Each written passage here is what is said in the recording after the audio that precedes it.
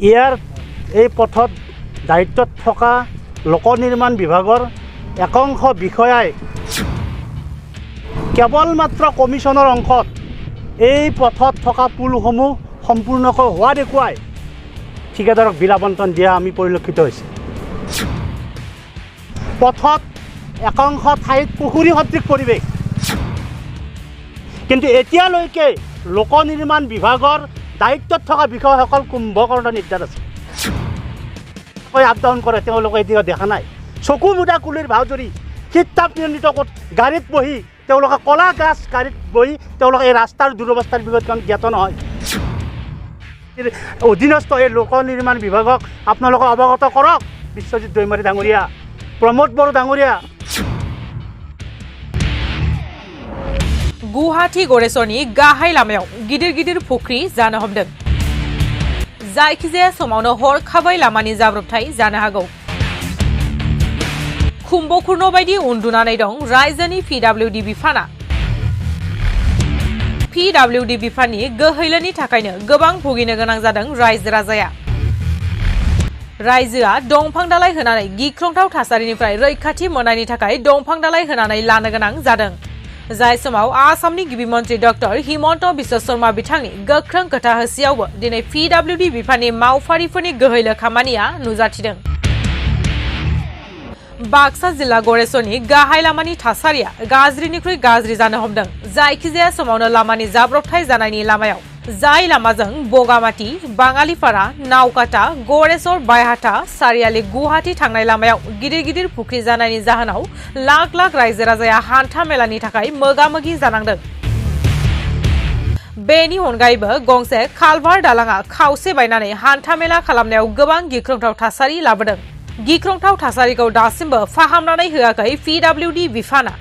दायो रायजो राजाजों लोगोसे गरिया मरिया DKO जातीय परिषदआ थाबैनो फाहामनानै होनो थाखाय खावलायहरदों।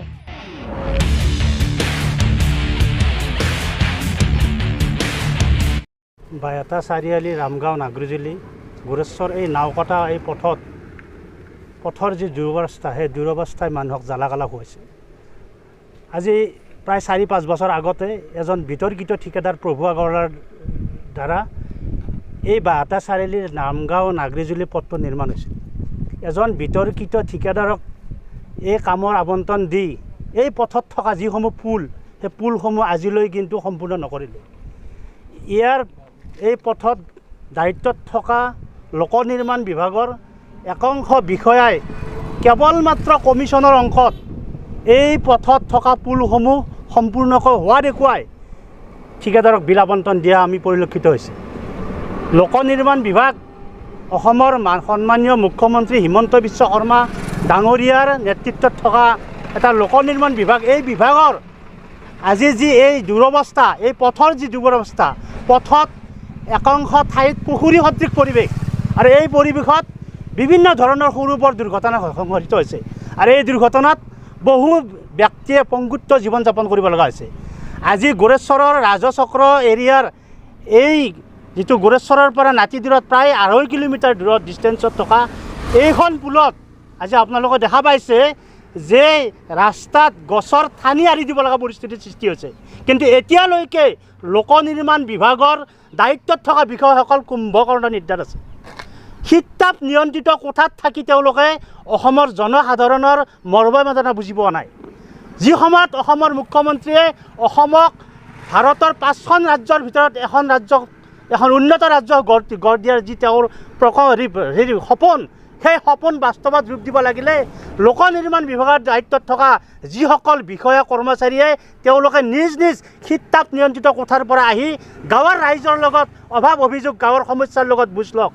আমি সদৌ অসম গৰিয়া মৰিয়া দেখি জাতীয় পৰিষদৰ পৰা স্পষ্টভাৱে কৈছোঁ যে অসমৰ মাননীয় বিধানসভাৰ অধ্যক্ষ বিশ্বজিৎ দৈমাৰী এই গোৰেশ্বৰ ৰাজচক্ৰ এৰিয়াৰ এজন বাসিন্দা।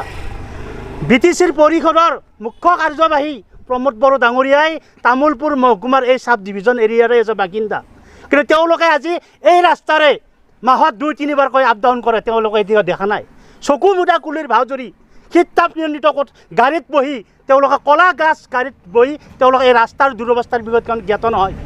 আমি তেওঁলোকক অনুকিয়াই দিব বিচাৰিছোঁ যে আপোনালোকৰ নিজৰ ঠাইৰ যেতিয়া এই দুৰৱস্থা সেই দুৰৱস্থাৰ বিষয়ে আপোনালোকে জানক স্বয়ং অসমৰ মাননীয় মুখ্যমন্ত্ৰীৰ অধীনস্থ এই লোক নিৰ্মাণ বিভাগক আপোনালোকে অৱগত কৰক বিশ্বজিৎ দৈমাৰী ডাঙৰীয়া প্ৰমোদ বড়ো ডাঙৰীয়া আপোনালোকলৈ আমি আহ্বান জনাইছোঁ যেতিয়ালৈকে এই গোৰেশ্বৰৰ এই পথৰ দুৰৱস্থা দূৰ নহয় তেতিয়ালৈকে কিন্তু আমি এই অঞ্চলৰ ৰাইজে কিন্তু গণতান্ত্ৰিকভাৱে আন্দোলন কৰিম আপোনালোকক স্পষ্টভাৱে কৈছোঁ যে এই গোৰেশ্বৰ ৰাজহ চক্ৰ এৰিয়া অসমৰ ভৌগোলিক চাৰিসীমাত পৰে নে নপৰে আমাৰ প্ৰশ্ন স্পষ্টভাৱে আমি কৈছোঁ যে বিভিন্ন সমস্যাৰে জৰ্জৰিত অসমৰ BTC নিৰ্বাচনৰ সময়ত স্বয়ং তেতিয়া অসমৰ মাননীয় তেতিয়া বিভিন্ন বিভাগৰ দায়িত্বত থকা মাননীয় আজিৰ মুখ্যমন্ত্ৰী হিমন্ত বিশ্ব শৰ্মা ডাঙৰীয়াই গোৰেশ্বৰত সদম্ভে ঘোষণা কৰিছিল গোৰেশ্বৰ 2 লেনযুক্ত পথ হ'ব গোৰেশ্বৰত কোষাগাৰ হ'ব গোৰেশ্বৰত উৰণীয়া খেতি হ'ব কিন্তু এতিয়ালৈকে উৰণীয়া খেতি বাদেই দিয়ক আপুনি গোৰেশ্বৰৰ ৰাস্তাৰ দুৰৱস্থা দূৰ কৰিব নোৱাৰিলে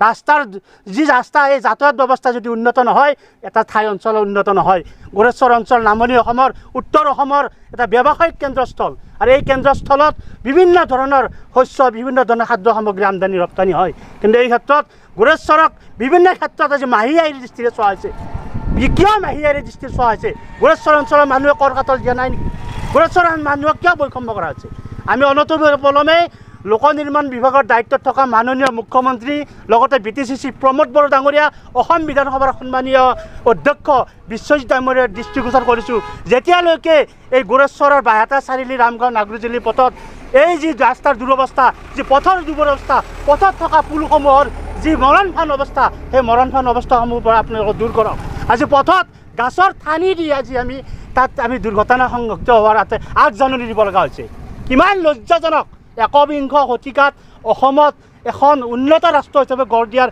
মুখ্যমন্ত্ৰী ডাঙৰীয়াৰ যি সপোন সেই সপোন বাস্তৱ ৰূপ দিয়াৰ কাৰণে আপোনালোকে প্ৰথমতে যাতায়াতৰ ব্যৱস্থা উন্নত কৰক সুচল কৰক ৰাস্তাত থকা পুখুৰী সদৃশ গাঁতসমূহ মাৰাৰ কাৰণে আপোনালোকে ব্যৱস্থা কৰক আৰু অতি সোনকালে আপোনালোকৰ আহ্বান জনাইছোঁ আমি গৰিয়ামৰীয়া দেখি জাতীয় পৰিষদ লগতে আন দল সংগঠন লগতে ৰাইজৰ সহযোগত এই পথত থকা যিসমূহ গাঁত যিসমূহ পুল আজি মৰণফান পৰিণত হৈছে যেতিয়ালৈকে আপোনালোকে নিৰ্মূল নকৰে ইয়াৰ স্থায়ী সমাধান নকৰে তেতিয়ালৈকে কিন্তু আমি গণতান্ত্ৰিকভাৱে আন্দোলন কৰিবলৈ আমি বাধ্য হ'ম